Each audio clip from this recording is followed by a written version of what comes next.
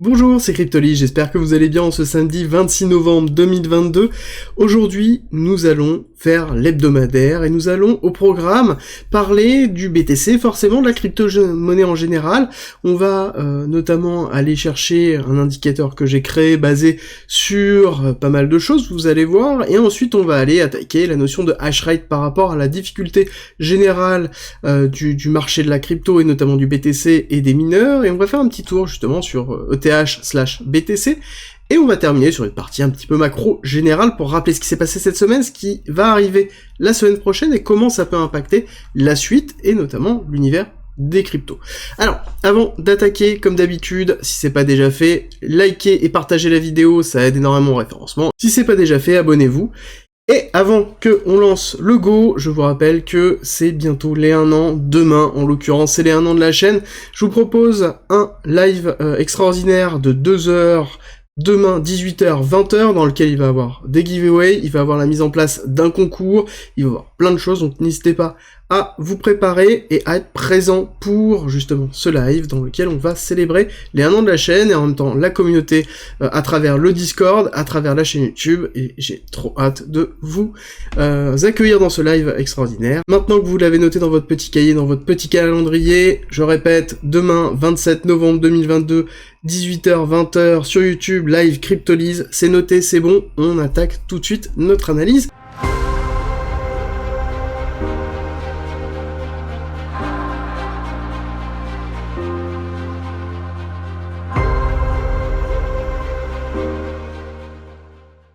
Avec un petit récap de ce qui est en train de se passer. Comme prédit, on est en train de partir sur une forme de compression au niveau du BTC. Alors juste avant, on va quand même récapituler un petit peu. Je vais pas refaire la schématique Elotis que je vous présente dans les quotidiennes, c'est pas le but de cet hebdomadaire.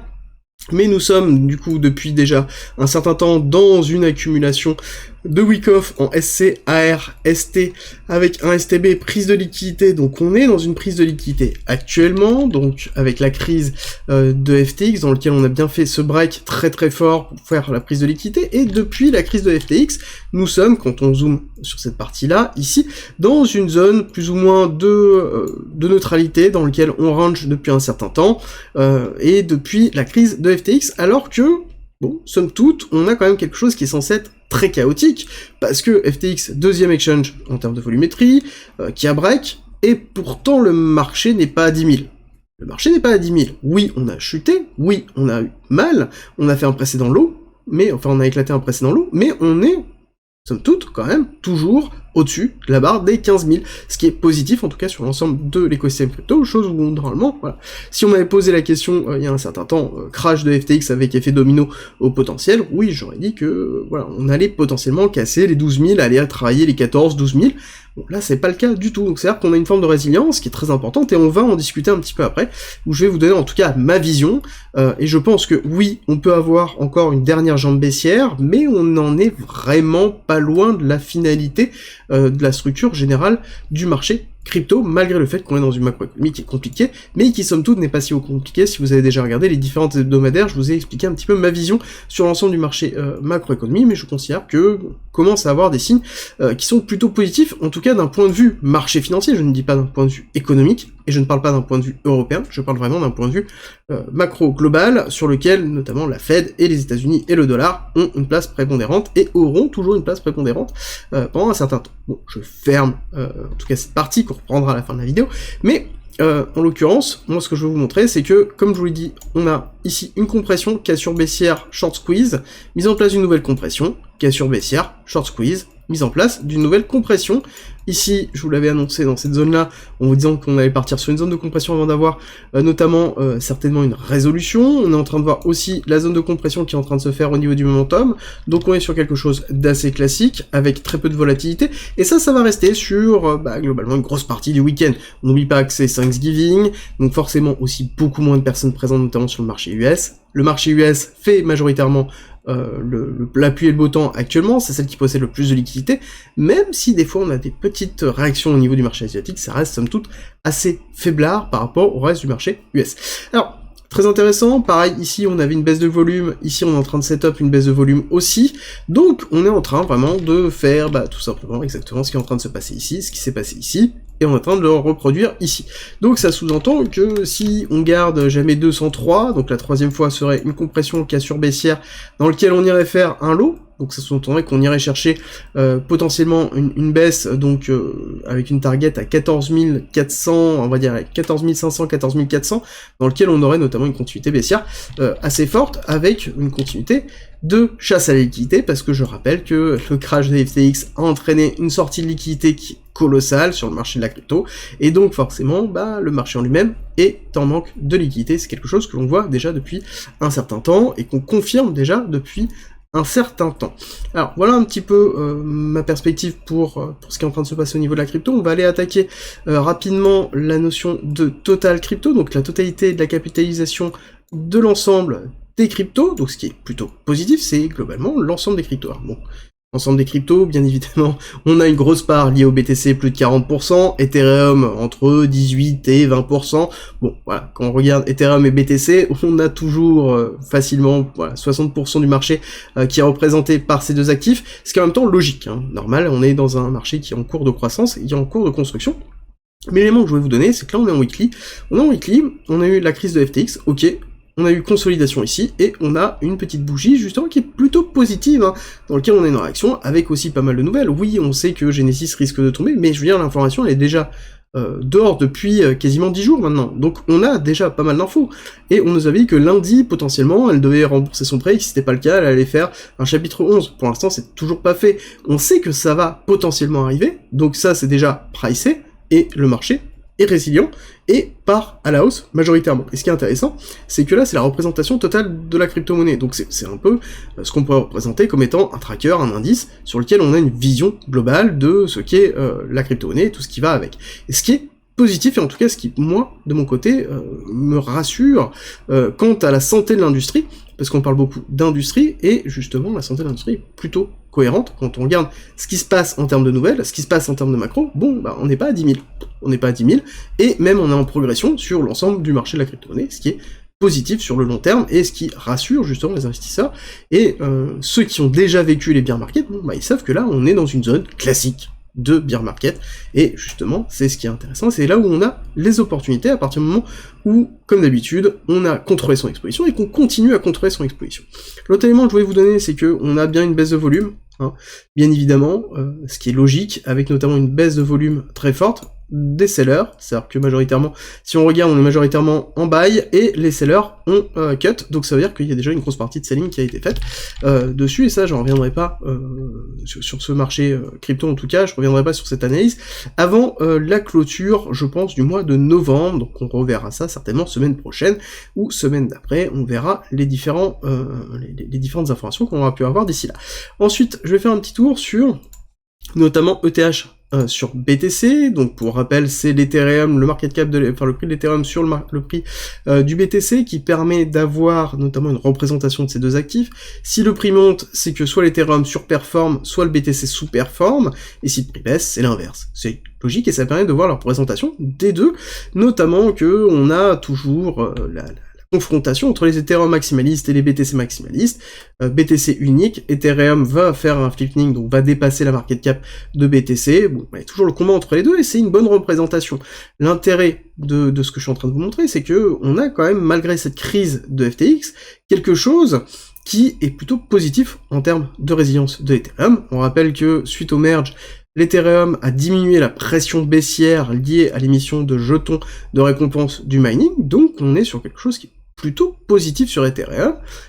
par rapport au BTC, ce qui est en même temps aussi logique, c'est-à-dire que on a eu un gros sell-off aussi en BTC, moins en Ethereum. On a eu un sell-off d'Ethereum, notamment au hack qui a eu lieu, on sait qu'on a eu un gros dump qui s'est fait, mais le gros dump a été absorbé, et justement, quand on regarde la comparaison entre les deux, on voit que Ethereum est reparti potentiellement pour avancer, mais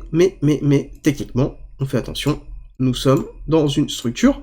baissière, d'accord? Là, nous avons fait un top, distribution, cassure baissière, validation de la distribution, on reteste potentiellement une chute, avec notamment une baisse d'Ethereum, enfin en tout cas, une baisse de la performance d'Ethereum par rapport à BTC, alors qui peut se caractériser soit par Ethereum qui performe moins,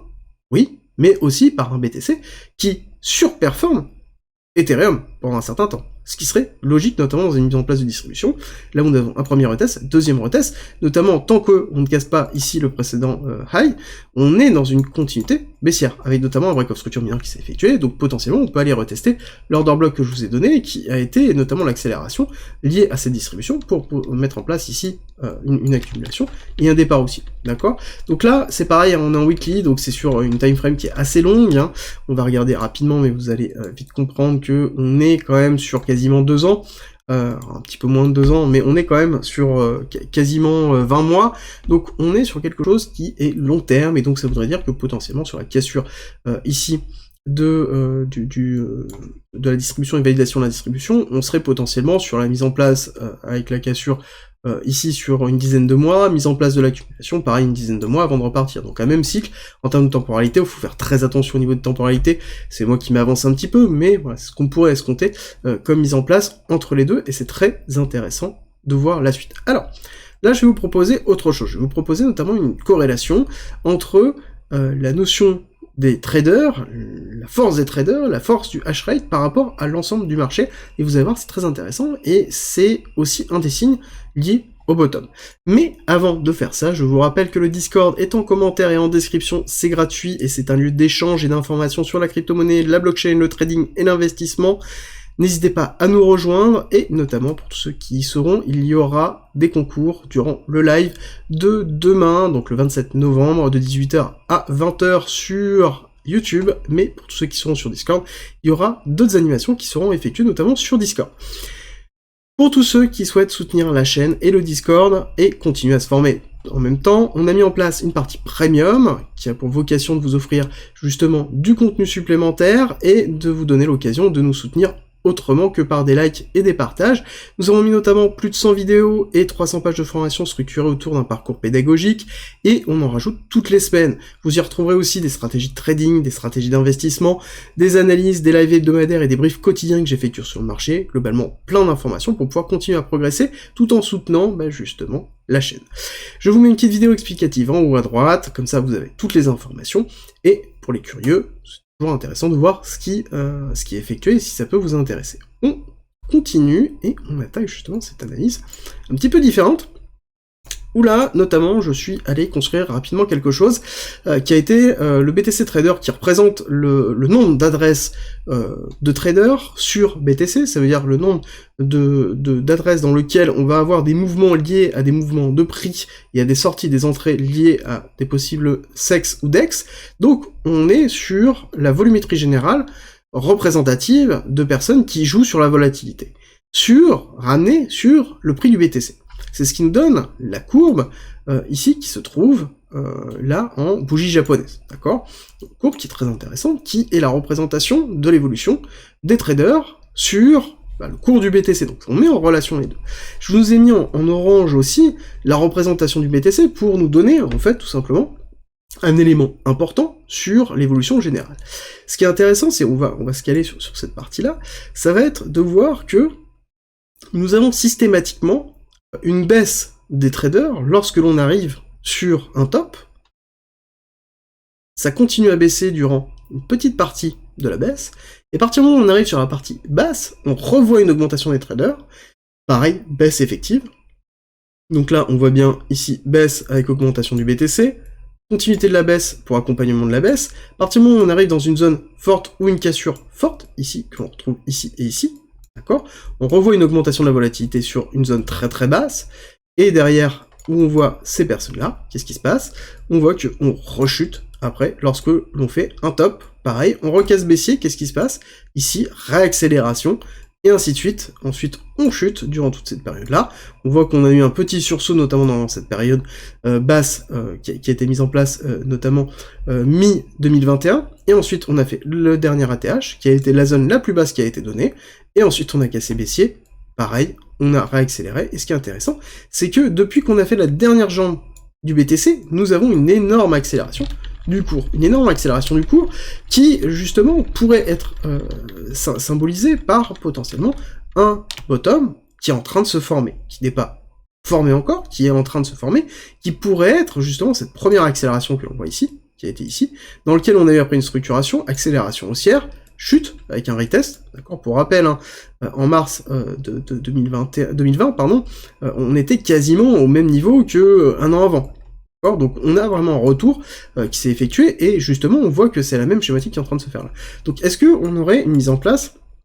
identique là-dessus? La notion de fractalité est toujours très dérangeante quand on a assez peu d'informations. Pour rappel, la notion de fractalité se base sur aussi l'hypothèse d'une étude empirique, donc ça veut dire avec de la donnée sur l'historique. Là actuellement c'est pas le cas, et donc il faut vraiment mitiger un petit peu tout ça, mais en tout cas c'est une information importante parce que le profil d'un trader est totalement différent. C'est un profil qui est là aussi pour utiliser de la volatilité, mais aussi pour structurer dans des zones qui sont intéressantes, et quand on a une augmentation du nombre d'adresses de personnes qui sont intéressées, c'est-à-dire qu'on est vraiment dans une zone intéressante, et c'est là où c'est vraiment important quand on voit une augmentation de traders par rapport à l'augmentation des investisseurs, à savoir que les investisseurs, pour rappel, on avait déjà fait une analyse où on avait vu que les investisseurs augmentaient au fur et à mesure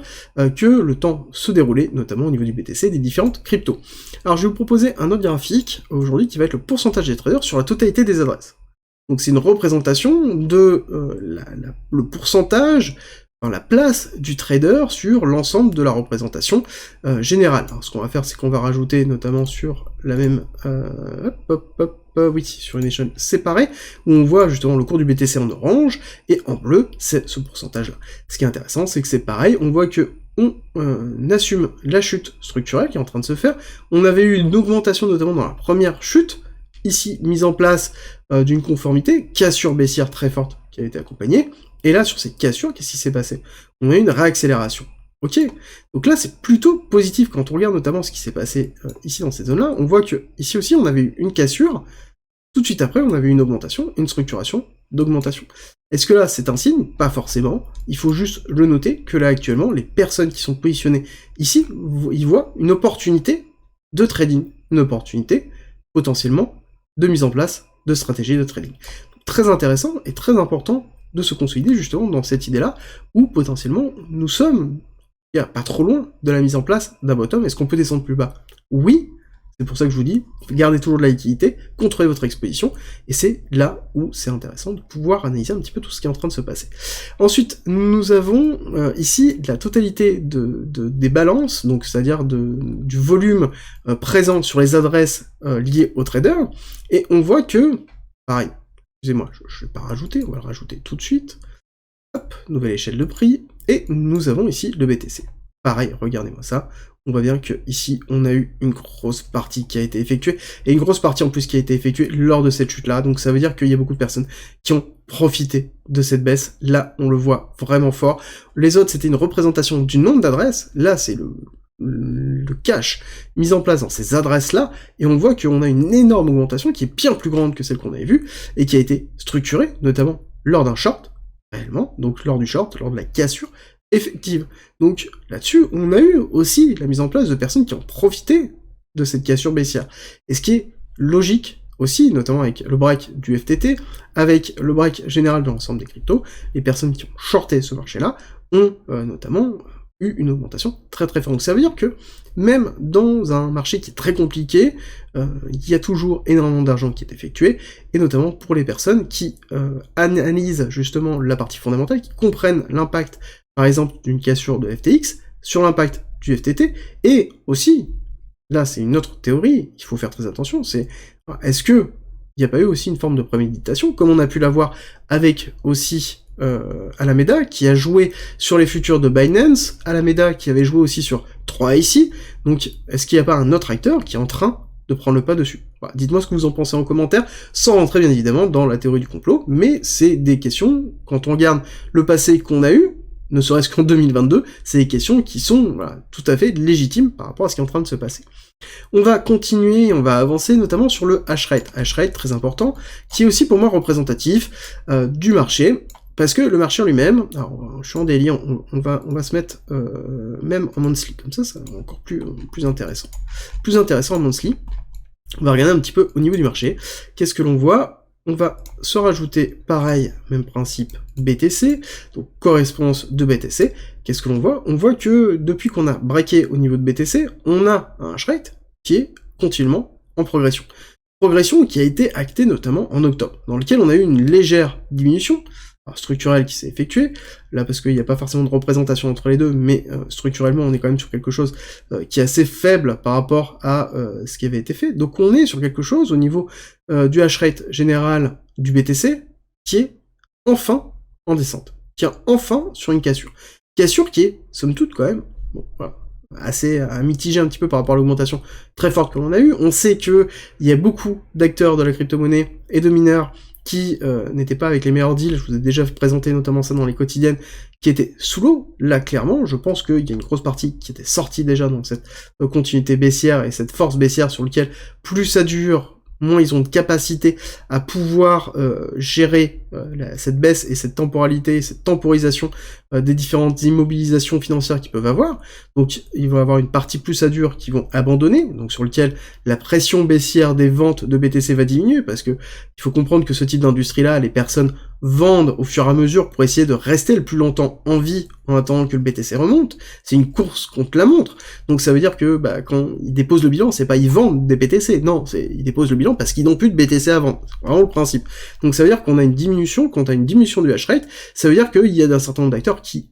s'éloignent, qui s'en vont, et donc ça veut dire aussi qu'il y a une pression vendeuse de ces acteurs-là qui diminue. Donc ça veut dire aussi que potentiellement on est dans une zone intéressante sur le long terme. Alors, là-dessus, il va falloir consolider, bien évidemment, on va attendre la fin de ce mois-ci pour déterminer où on en est, parce que quand on repasse en weekly, on voit qu'on est dans une phase de consolidation, avec certes une chute qui s'est effectuée, mais qui est en fait un retest de la semaine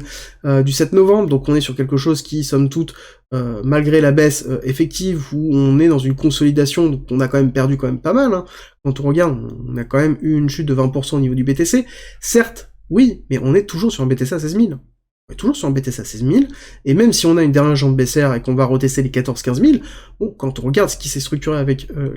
encore une fois,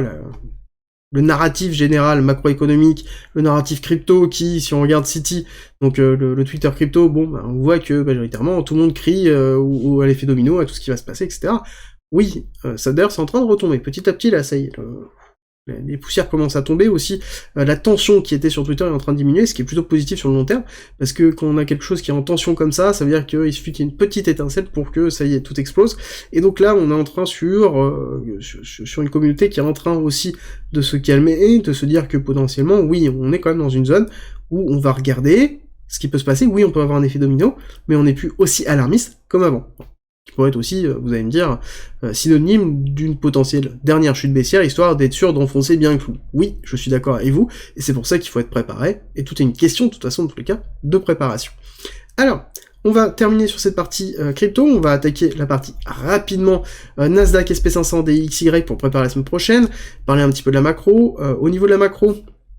on va attaquer le Nasdaq. On voit que la journée justement de vendredi a été plutôt agressive baissière, mais somme toute avec des volumes assez faibles, dans lequel on est toujours dans une phase de retest très fort. Ça, je l'ai déjà couvert dans la quotidienne et je couvrirai lundi sur ce qu'on peut attendre. Le SP500 par contre, lui, a été quand même encore une fois plus résilient, hein, d'accord. SP500 supérieur à Nasdaq depuis déjà un certain temps, et là on est en train de le valider. Plus on avance, plus le SP500 est en train de tirer vers le haut et de tirer la couverture vers lui, et ce qui est plutôt positif sur le long terme. Néanmoins, quand on regarde le DXY, on voit qu'on est toujours dans une phase de retest, et je pense que plus on avance, moins il y a de chances qu'on aille retester tout de suite le 104. Il faudrait qu'on ait une grosse bougie pour aller break le 104, et même il faudrait éviter que ce soit une liquidité, d'accord, que ce soit juste une bougie qui soit ravalée sur une journée, qu'on construise un petit peu en dessous, pour pouvoir valider vraiment un vrai break-off structure très fort, pour après repartir à la hausse. Donc si on repart à la hausse sur le DXY, c'est-à-dire que sur SP500 et sur Nasdaq, on aurait ici une correction, mais en même temps ce qui est logique, hein, on attend une correction à un moment donné,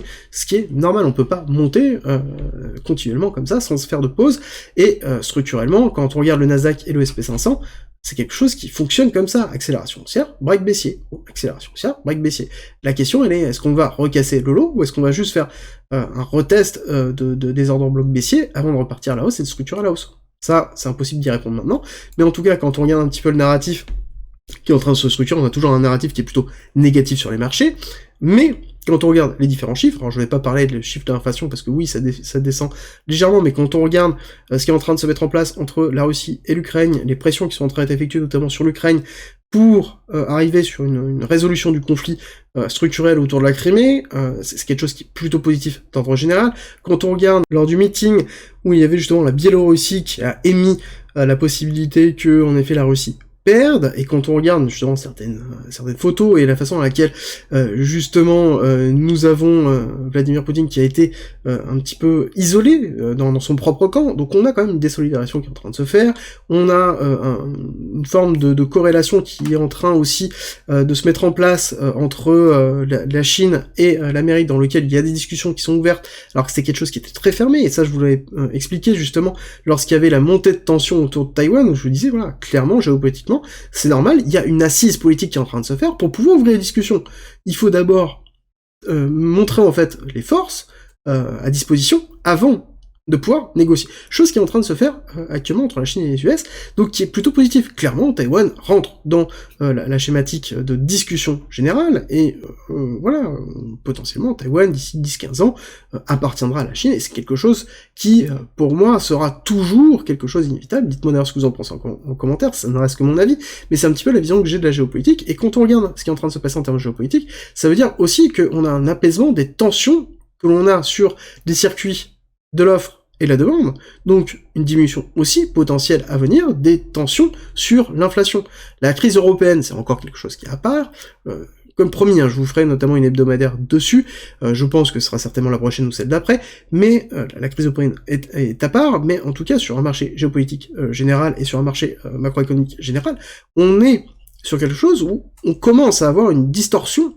entre le narratif qui est très négatif et la réalité, qui, somme toute, on voit des phases qui sont plutôt intéressantes, mais il faut juste prendre un petit peu de recul. C'est pas parce qu'on est dans une phase qui est plutôt intéressante, avec une accélération ici qu'on est en train de voir sur le SP500 et le Nasdaq, qu'on va aller toujours tout droit. Non, on va avoir une respiration, on va avoir une cassure baissière, très forte, je pense, dans lequel on va aller retester potentiellement les 11 000 pour le Nasdaq, et sur le SP500, je vois bien les retester les 3700, voire même les 3650, pourquoi pas, sur lequel on a notamment des zones de liquidité intéressantes à aller récupérer, des ordres blocs intéressants, pour ensuite structurer une volonté haussière très forte. Et du coup, ça voudrait dire que là-dessus, on aura un marché économique qui est en train de se préparer à une désescalade des tensions géopolitiques, à une désescalade de l'inflation, avec, oui, potentiellement une récession, mais la récession en elle-même, c'est une phase obligatoire pour une diminution de l'inflation. Qui dit récession dit diminution de l'inflation, dit après, zone de pivot pour la Fed. Donc, tout ça est en train d'être pricé. Ce n'est pas parce qu'on va rentrer, et que c'est acté, plus ou moins, dans une forme de récession pour les US en 2023, que le marché financier va réagir mal à cette news. Donc justement, va même réagir positivement, parce que plus la récession va être forte, plus l'inflation va diminuer fortement, plus il y a de chances qu'on arrive dans une zone pivot forte au niveau de la Fed, avec une diminution des taux d'intérêt. Donc là-dessus, il faut vraiment prendre des perspectives, et c'est quelque chose que j'essaie de vous donner. Je sais qu'il y a beaucoup de personnes qui réagissent au niveau des commentaires en disant « Non, c'est pas possible, on est toujours dans une macro qui est horrible, etc., etc., etc. » Oui, je suis d'accord avec vous, mais il y a deux narratifs. Il y a le narratif crypto, il y a le narratif macro. Le narratif macro, il est... Voilà, on a une dissension, enfin en tout cas une dissonance entre le parti narratif et la réalité, qui est en train de se mettre en place. Parti crypto, c'est un petit peu c'est aussi une dissonance. C'est-à-dire que là-dessus, pour rappel, nous avons une cassure du deuxième exchange avec une malversation qui est juste colossale au niveau de FTX. Bon, voilà, on a la possibilité que Genesis est en train de se vautrer. Oui, on a une peur de Grayscale qui est en train d'apparaître, alors même si c'est, pour moi, je considère que c'est plus majoritairement du FUD, des attaques sur Coinbase, enfin voilà, ok, bon, le marché en lui-même, la crypto est plutôt solide. Donc le narratif en lui-même est plutôt très mauvais quand on regarde le crypto Twitter. Quand on regarde les prix, on voit qu'on est dans une zone de consolidation, oui, potentiellement pour une continuité baissière, mais ça pourrait être bien pire par rapport au narratif en lui-même si on écoutait que le narratif, et c'est pour ça que je vous dis, toujours prendre du recul, c'est important. Et on va se terminer dessus, je vous rappelle, très important, demain, on fête les 1 an avec un live sur YouTube, 18h, 20h, soyez aussi sur Discord, parce qu'il y aura des activités sur Discord en même temps pour toute la communauté, et je vous dis à très vite pour une nouvelle vidéo.